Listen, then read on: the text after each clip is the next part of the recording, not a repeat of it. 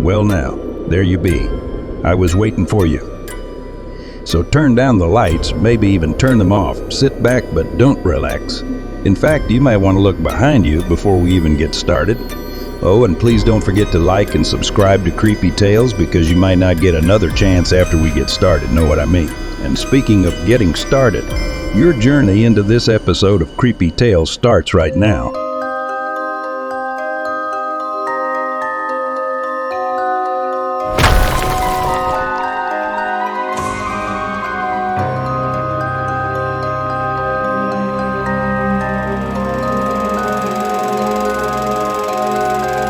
Running over to the dining room window, I called back over my shoulder. "What is that, Dad?" My father dropped the fork he was holding, spilling a glass of red wine onto his newest work shirt.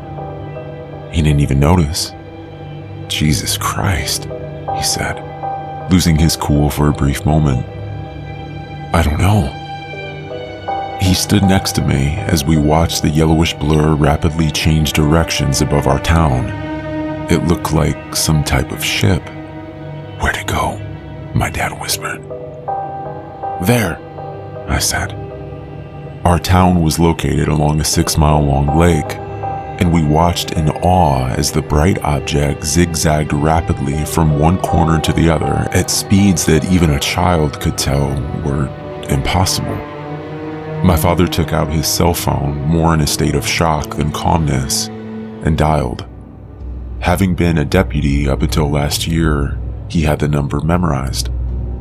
"Sheriff, this is Doug Turner." My father paused. "Look up." There was more silence then. My father hung up and looked back over at me. "He's gonna make some calls. Says it's probably just someone testing out a new drone." The ominous yellow light turned dark then, a moment after looking to have landed near Williams Ranch at the east corner of town.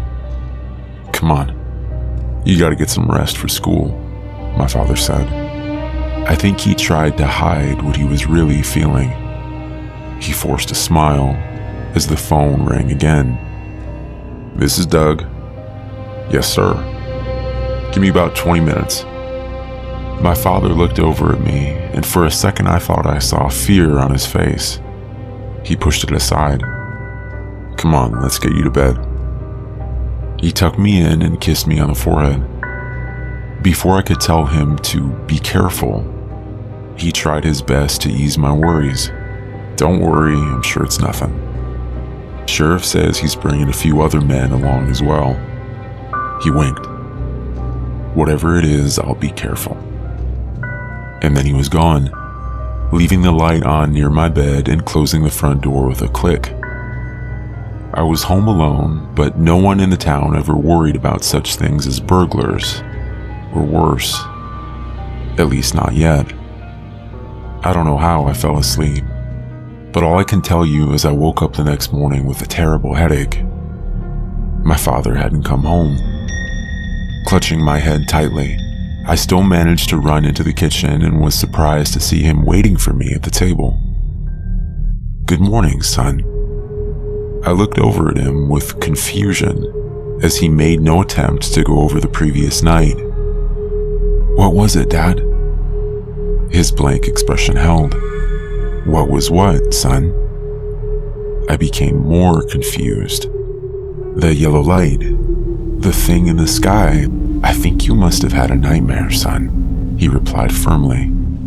And then he stood up from the table and smiled. It didn't ease my fear, only enhancing it, as the smile turned into a grin far wider than I was accustomed to. "Say, you know what? I've been thinking that maybe you can take the day off from school today. Maybe we can go for a little field trip." "Yeah, sure," I replied uneasily. "Do you mind if I rest a little bit first, though? I've got a really bad headache." His smile deflated a little at that, as he seemed to be thinking it over. A moment later, it came back in full force. "Sure thing. Get some rest and we'll head out around noon. I've got something I want to show you." He kissed me on the forehead as he had the night before, but this time it felt awkward, and it made me feel, well, scared. Going back to my bedroom, I shut the door behind me and pressed my head into the pillow to try and dull the pain. How could he not remember last night? Was it actually possible that I had dreamt the whole thing? I stood up and looked out the window, and suddenly thoughts from the previous night rushed back. I remembered details that I had somehow forgotten. I hadn't fallen asleep as my father had gone to check out the strange sighting with the sheriff. I had instead sat by the window and watched. I can't remember everything, but I know that I saw something. 20 minutes or so after my father had left to meet the sheriff, there was a blinding flash of light that emanated from where we had seen the object land. It flickered yellow, then red, then a silverish green that I can't even put into words. After that, the memories stop. I don't recall falling asleep, and I definitely don't remember my father returning that night. I don't know what's going on, but I'm scared. I trust my father, but this whole thing just doesn't seem right. My headache grew worse, perhaps due to my anxiety of what the rest of the day might hold. My mind thought of what my father planned to show me and where we might go. I am ashamed to say that the most prevalent thought of all was, is he even still my father? I'm not sure how much time passed before the door creaked slowly open, and I opened my eyes to see him grinning over at me. It's time. My eyes met his, and before I could tell him about how my headache had gotten worse, he continued, "Don't worry. Once we get there, you'll feel a whole lot better. I promise." I nodded. Perhaps a different day I would have had the willpower to argue, or to think over the events of the previous night with more clarity, but the pounding of my head was so intense now that I could barely even open my eyes, let alone argue. He helped me into his old pickup truck, gave me a pillow to press my head against, and closed the door behind me. The engine started up easily, and I drifted in and out of sleep as he put it in drive and made his way down the long road into town. Opening my eyes for a moment, a bright patch of pine trees could be seen out of my window. I saw a family of deer as well, their eyes seeming to focus on me as we made our way farther down the road. When we got to the town square, it was unlike anything I had ever seen in my life. My friends and some of my family were there, as if they had been waiting for me. Their eyes were happy and bright, and as we drove through the square, I noticed each one of them was grinning widely as we passed by. They all waved. "They're happy to see you," my father said. "Where are we going, Dad?" Before I had to close my eyes again from the pain, I saw him look over at me and wink for the second time that day. I must have fallen asleep then, because the next thing I knew, I was standing in an open field that must have been William's ranch. The sun wasn't as bright as it had been while we had driven, and strangely enough, my headache was almost completely gone now. "You ready?" my father asked, and I noticed that his eyes weren't the calm brown I had known before, but were some type of silver. "Ready for what?" "Ready to see," he said, grinning widely and stepping aside. On the ground behind him sat a circular silver disc, maybe only a few feet wide. I found it almost unimaginable that such a small object could have been responsible for the blinding display we had seen the previous night. "That's it?"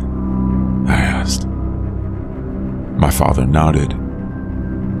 "Go closer." I don't know why then, but I shuddered. The first time since awakening, feeling a surge of fear make its way through my body. I don't want to. Go closer, he said, his tone changing only slightly to anger and perhaps impatience.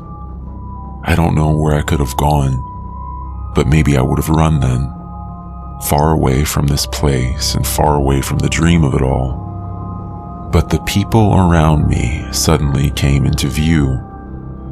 Every friend and family member I had stood in a circle around us and watched. They waited. I understood then that I was the last of them to come here. Don't be afraid, son, my father said then. You're going to understand everything very soon. I knew then that I didn't have much choice in the matter, and I unwillingly began to walk past my father and towards the small silver object ahead of me. The strange thing was, the closer I got, the less small it seemed. At first, I had noted it to be roughly only a few feet in diameter. Now, as I approached the object, it seemed to go on for miles. As it loomed just in front of my gaze, I began to understand my father's words. The object wasn't just a craft or an alien ship. It was so much more. The thing began to show me what it would bring to our world. There would be no more fighting, no more war. There would be no more sickness and no more pain. There would be no more death.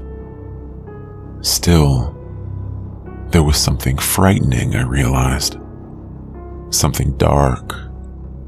And something... You're the last one in town, my father said. Go ahead, son.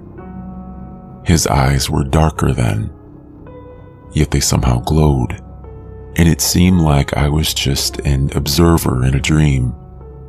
I saw my hand reach out, crossing the bridge between worlds.